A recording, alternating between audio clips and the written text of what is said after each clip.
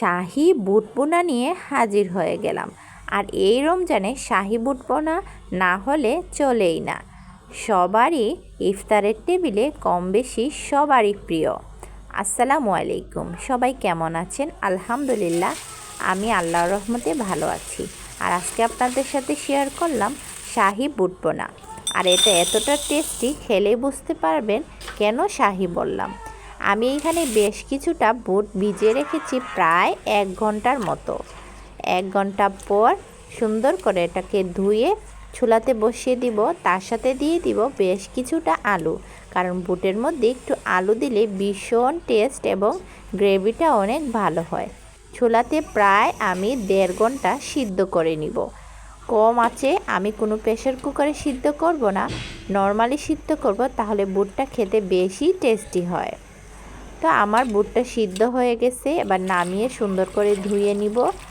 একটু ধুয়ে নিব, না হলে বুটের সিদ্ধর একটা কালার থাকে, সেটাতে বুটটা কালো হয়ে যায়।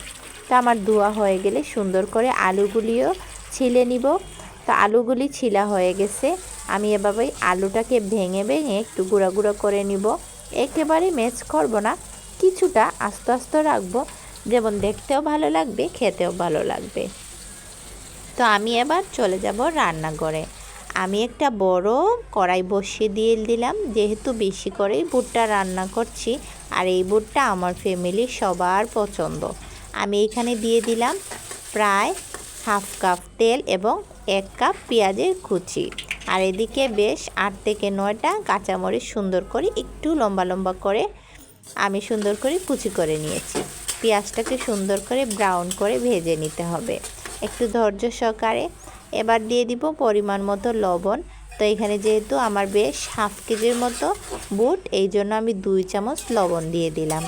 সুন্দর করে ব্রাউন কালার হয়ে এসেছে। এবার দিয়ে দিব 2 টেবিল চামচ আদা বাটা, 1 টেবিল চামচ রসুন বাটা।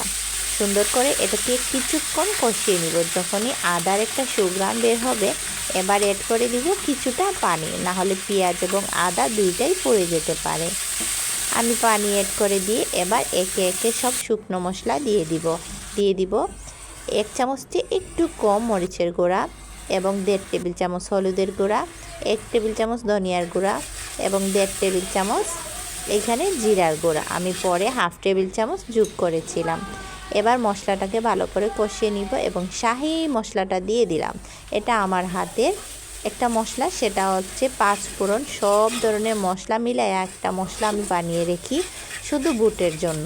আর 2টা তেজপাতাও দিয়ে দিলাম। আর আস্ত এখানে ডালচিনি এলাচি কোনো কিছুই দিব না, যেহেতু শাহি বলেছি। এখানে জয়ফল জয়ত্রী থেকে শুরু করে শাহি এলাচ, তারপরে শাহি জিরা, সব ধরনের জিনিস দিয়ে আমি ব্লেন্ড করে নিয়েছি। এই জন্য আস্ত কিছুই দিব না, আর আস্ত দিলে দাঁতে ভাজে, এই জন্য দেওয়া যাবে না। এবার আমি বুটটাকে সুন্দর করে কষানোর পালা। ভালো করে যত কষাবো তত কিন্তু টেস্টি হবে। আমি এই বুটটাকে ঢেকে ঢেকে প্রায় 5 মিনিট সুন্দর করে কষিয়ে নিয়েছি, নাড়াচাড়ার মধ্যেই রেখেছি। এবার আমি এখানে দিয়ে দিয়েছি প্রায় 1 কাপ পানি। তো পানিটা দিয়ে সুন্দর করে বুটটাকে নেড়ে চেড়ে আবারও কষাতে থাকবো। আর সুন্দর করে কষানো হয়ে গেলে এটাকে ঢেকে পানিটা শুকানো পর্যন্ত অপেক্ষা করব। এবার এড করে দিব এর মধ্যে কাঁচামরিচের ফালি। আগে দিলে কিন্তু বেশি সিদ্ধ হয়ে যাবে, দেখতেও ভালো লাগবে না, খেতেও ভালো লাগবে না। এবার হচ্ছে সুন্দর করে কষায় কিছু ঢেকে 5 মিনিট আবার রেখে দিব। 5 মিনিট পর আবার নেড়ে চেড়ে বুটের কী অবস্থা এবং পুরাটুরা লাগতেছে নাকি সেটার দিকেও লক্ষ্য রাখবো। মাশাআল্লাহ, কি সুঘ্রাণ বের হয়েছে, প্রত্যেকটা মশলার ঘ্রাণে ভরপুর। এবার এড করে দিলাম কিছু টাটকা ধনেপাতা দিয়ে এবার নামিয়ে পরিবেশন করে নিব শাহি বুট ভুনা। এভাবে যদি রান্না করেন, প্রিয় মানুষের মন নিশ্চিত জয় করে নেবেন। আর এই মাহে রমজানে এটা দিয়ে মুড়ি মাখা বা বলেন ইফতারের টেবিলে এই বুট ভুনাটা হলে আর কিছুই লাগবে না। কথা দিলাম, একদিন ট্রাই করে দেখবেন, ইনশাআল্লাহ নিরাশ হবেন না। তো এই পর্যন্ত আপনাদের জন্য আজকের শাহি বুট ভুনা। সবাই ভালো থাকবেন। আসসালামু আলাইকুম ওয়া রাহমাতুল্লাহি ওয়া বারাকাতুহু।